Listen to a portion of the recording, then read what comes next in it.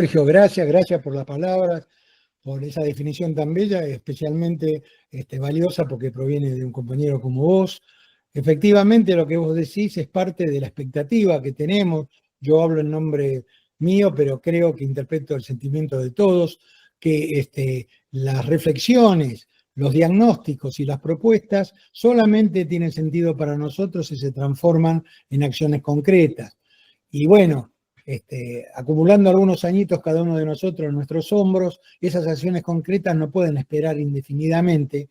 Si le sumamos además que el cambio que está sufriendo la sociedad global es tan acelerado, ya tampoco la realidad nos hace esperar. Por lo tanto, nos pondría muy felices si de toda esta reunión de hoy, de estos compañeros y compañeras que se juntan, que se han juntado para escucharnos, surge alguna iniciativa que empuja una modificación de la realidad para el sentido que tenemos, nos veríamos absolutamente satisfechos de haber compartido esta reunión con ellos. Bueno, yo antes que nada voy a ser acompañado con un PowerPoint que ustedes van a ir viendo, que ayuda a compensar un poco solamente, digamos, la farragosa tarea de ver mi rostro. Y quiero empezar la exposición con un agradecimiento a los compañeros y compañeras del MP25M, del Movimiento Productivo 25 de mayo, por darnos esta oportunidad de hablar de productividad desde la perspectiva, desde la tecnología conveniente. Yo en esta exposición me propongo compartir con ustedes algunas reflexiones sobre una convicción que tengo. Yo creo que resulta necesario adoptar una mirada superadora de los procesos de producción y distribución de la riqueza que considere a la justicia social como su eje fundante. Bueno, explico por qué digo eso. Hace más de 200 años, el economista inglés Thomas Malthus, que sale en este grabado, anunciaba que la relación entre el crecimiento, que era lineal, de la producción de esos años y el crecimiento exponencial de la población conduciría a la humanidad al hambre y a la miseria. Bueno, como todos sabemos, el desarrollo tecnológico que posibilitó la revolución industrial incrementó a tal nivel la producción de bienes que transformó la advertencia prospectiva de Malthus en una maldición incumplida, al menos por ahora, cuando la amenaza de no poder producir lo suficiente ha dejado lugar a otra amenaza más irreparable: la destrucción de nuestro proveedor gratuito de materias primas, el planeta Tierra, nuestra casa común. Esto viene a cuenta porque cada vez con más insistencia yo me hago una pregunta a la que no consigo darle una justa respuesta. Me pregunto, si la humanidad ha alcanzado un desarrollo tecnológico que permite producir lo suficiente para satisfacer todas sus necesidades básicas, ¿por qué entonces cada vez hay más pobres en este planeta? La pregunta no es ingenua. Algunos lo atribuirán a una perversidad íncita del ser humano, otros a la mentada lógica del poder. No faltará quien se alce de hombros y diga, pobres habrá siempre. La verdad es que no creo en ninguna de esas explicaciones. Yo estoy seguro que es posible desarrollar un pensamiento y una acción que conduzcan a una producción y distribución de la riqueza que sea a la vez inclusiva y socialmente justa.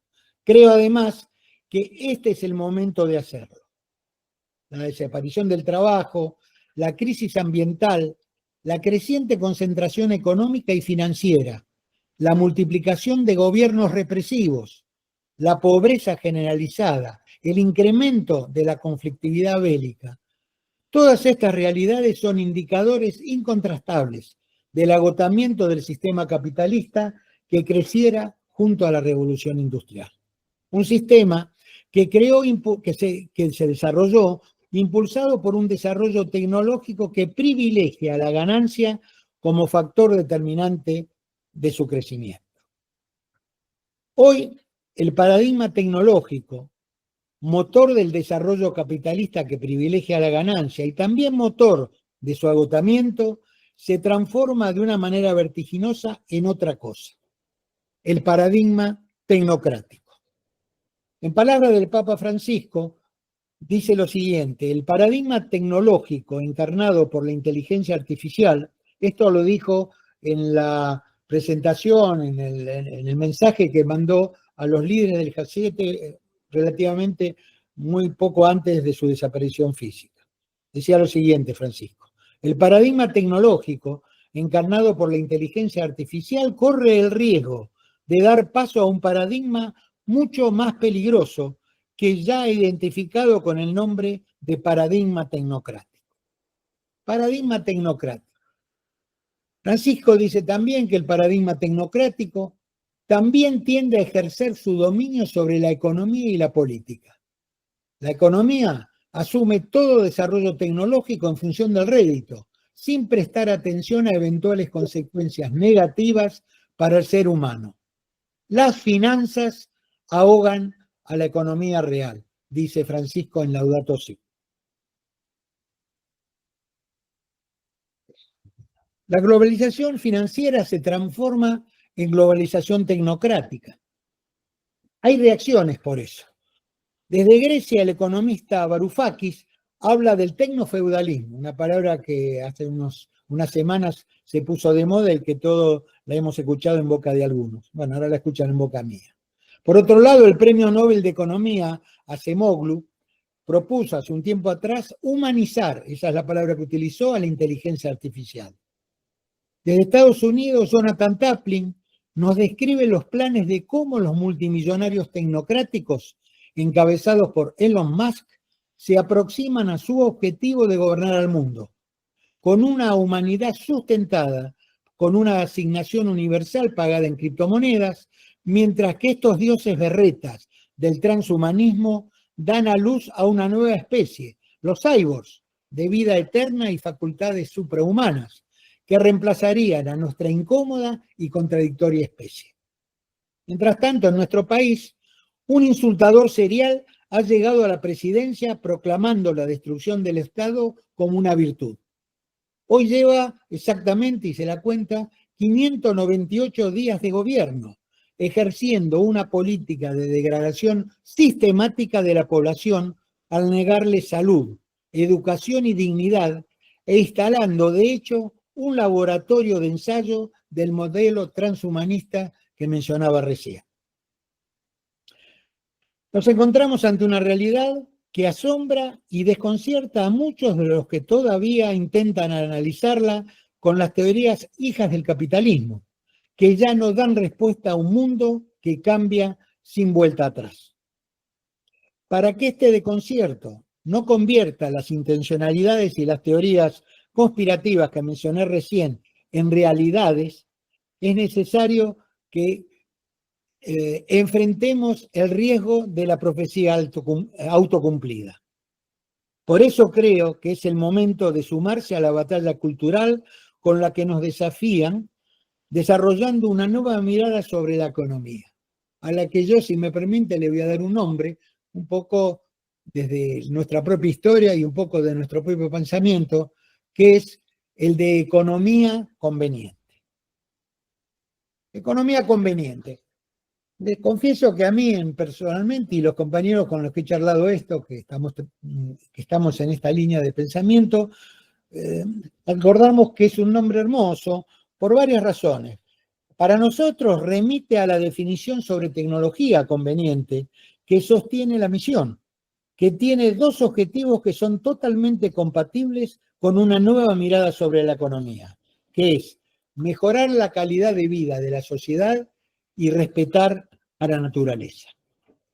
Me viene ahora, al plantear esto, a la memoria las palabras que alguna vez me expresara en tiempos de la vuelta de la democracia, cuando trabajábamos para que Ítalo Luder fuese presidente de la República, mi amigo, el economista jujeño Pedro Paz. Pedro Paz es un economista que muchos de ustedes recordarán, fallecido muy joven, que junto al chileno Osvaldo Zunkel escribió en los años 70 un libro que se llama el subdesarrollo latinoamericano y la teoría del desarrollo, que fue de enorme influencia en el pensamiento económico latinoamericano. Bueno, la cuestión es que Pedro, tratando de ayudarme a entender la lógica económica, me decía que el dinero circulaba en sentido inverso a la producción de la riqueza y que, por lo tanto, toda teoría económica que se base en la moneda era una teoría necesariamente perversa.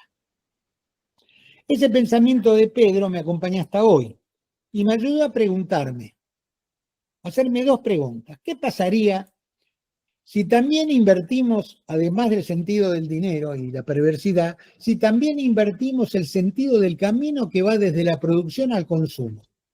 Digo, siempre construimos el camino de las fábricas que producen y llegan a personas a las cuales hay que convencer que se consuman. Entonces, ¿qué pasa si invertimos ese sentido? Y si miramos el proceso económico desde la satisfacción de las necesidades humanas, no solo de las materiales, de todas las necesidades humanas, y consideramos a la producción y la distribución de bienes y servicios como su consecuencia, porque en definitiva es genuino considerar a las necesidades humanas como impulsoras del proceso productivo, ya que traccionan el desarrollo tecnológico para satisfacerla. Donde hay una necesidad hay una demanda, y donde hay una demanda hay una posibilidad y un proceso de desarrollo tecnológico. Y además, que al considerar en esta idea que estamos planteando, así verde como está, pero llena de expectativa para algunos de nosotros, si consideramos no solo las necesidades materiales, se resignifica el trabajo como el verdadero productor de la riqueza y es el eje fundante de una economía antropocéntrica. Yo quiero hablar desde la producción, desde el trabajo, con esta secuencia que planteé, porque de alguna manera quiero reivindicar una idea que fue fundante de Infoworkers, 25 años atrás, como decía Sergio, que es que además coincidente con muchos de los que pensaban incluso con el modelo económico de la sociedad de la revolución productiva, que el trabajo es el que produce la riqueza y que en última instancia el capital no es otra cosa que trabajo acumulado y en general mal acumulado. Cuando trabajamos, intentamos obtener mucho más que solamente lo que necesitamos para poder sobrevivir. Por eso las necesidades insatisfechas que se manejan en economía contemplan solamente una parte de las necesidades que el hombre necesita para vivir, para sentirse realizado, para sentirse útil en un medio social. En realidad, cuando trabajamos, procuramos el reconocimiento social que solo da el trabajo. Por eso, en Infoworkers afirmamos que tecnología conveniente es trabajo para todos. Yo siempre pongo la anécdota, pongo el ejemplo de una experiencia que viví una vez que visité Alemania, en donde las personas en Alemania, en ese momento, se saludaban antecediendo al apellido, al nombre de la otra persona, en la profesión que tenía.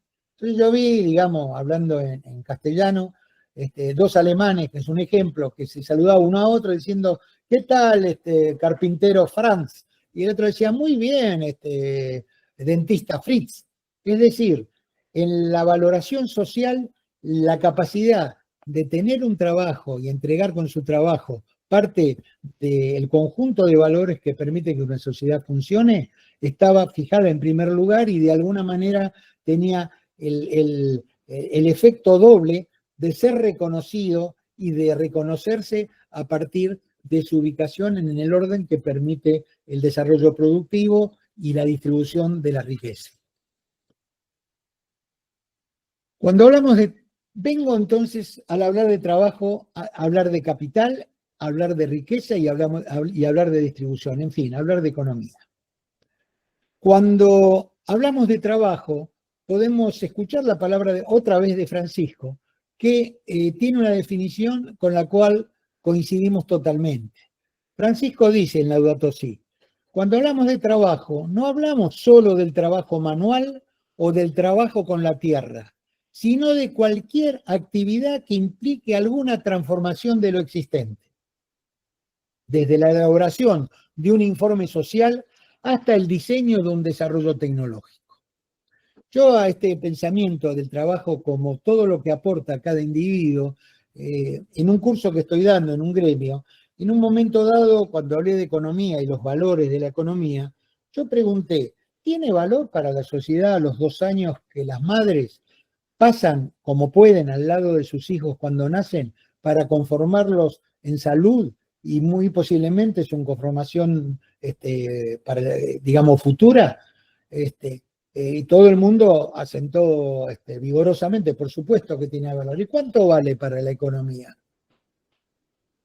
¿Cuánto vale para la economía? La economía se está olvidando en su valoración de las cosas que realmente son valiosas para construir, digamos, como diríamos los peronistas, un pueblo feliz dentro de una patria grande. Esto hay que incorporarlo de alguna manera. Por eso, al hablar de trabajo, hablamos de todos los trabajos, no hablamos de empleo. Hablamos de todas las actividades que coadyuvan a que la sociedad encuentre un camino que le permita vivir con dignidad. Todos y cada uno de nosotros. Bueno, queda poco ya para charlar.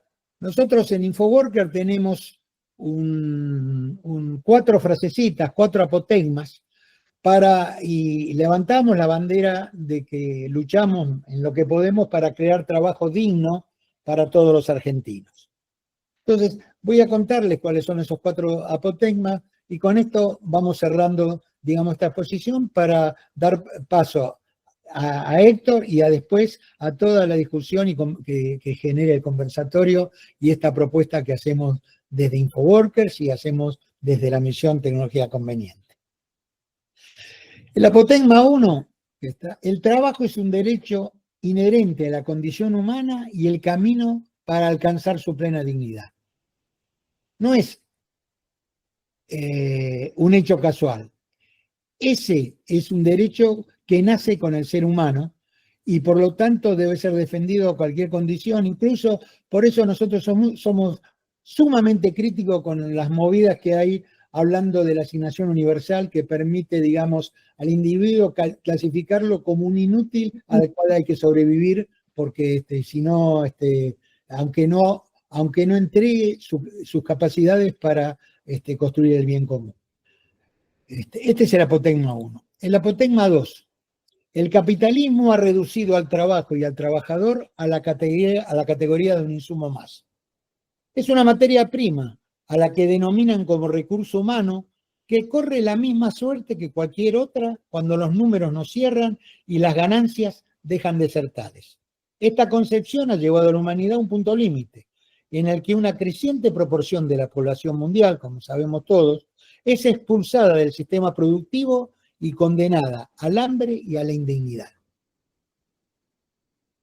El tercer apotegma es la tecnología puesta al servicio del pensamiento capitalista, conspira contra la posibilidad de crear trabajo. Si pensamos, cuando la participación del trabajo humano en los costos era importante, era significativa, explotaron las condiciones sociales, muchas veces miserables, de países de menor o nulo desarrollo industrial. La aparición de nuevos dispositivos tecnológicos redoblan la apuesta del capitalismo. Así, las fábricas automotrices que empleaban miles de trabajadores en los años 70, hoy emplean un 10% en su línea de producción robotizada y menos aún en un futuro inmediato. Y el último apotegma es los denominados avances tecnológicos constituyen el corazón de la dependencia. Simplemente porque siguen la lógica e instrumentan los sistemas de producción de acuerdo al pensamiento capitalista del que no pudieron escapar ni las izquierdas europeas ni el capitalismo de Estado que instalaron los soviéticos. Quiero finalizar mi intervención con un mensaje de Francisco, que como ustedes podrán haber notado es para mí una referencia absoluta, que siendo esperanzador también nos convoca a la acción, lo que hablábamos recién al comienzo de esta charla. Francisco dice, los pueblos en vía de desarrollo, donde se encuentran las más importantes reservas de la biosfera, siguen alimentando el desarrollo de los países más ricos a costa de su presente y de su futuro. La tierra de los pobres del sur es rica y poco contaminada, pero el acceso a la propiedad de los bienes y recursos para satisfacer sus necesidades vitales les está vedado por un sistema de relaciones comerciales y de propiedad estructuralmente perverso. Bueno, quienes formamos parte de la misión Tecnología Conveniente, y en esto incluyo tanto a Sergio como a Héctor y a Horacio, que anda por ahí, seguramente algunos de los compañeros que están presentes en este momento, trabajamos desde una perspectiva latinoamericana sosteniendo la alegría como hábito y la esperanza como virtud. Creemos que esa actitud nos ayuda a encarar sin prejuicios ni inercias los caminos que nos conduzcan a realizarnos como pueblo y como personas. Desde ese lugar, cerrando esta presentación, desde ese lugar, desde ya le decimos muchas gracias por habernos escuchado. Gracias otra vez.